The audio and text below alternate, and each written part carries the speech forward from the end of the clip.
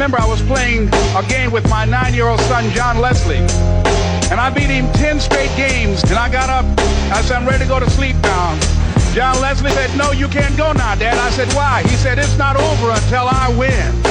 And finally, after the 11th game, John Leslie won, and he got up and he yawned. And he said, I'm ready to go to sleep now.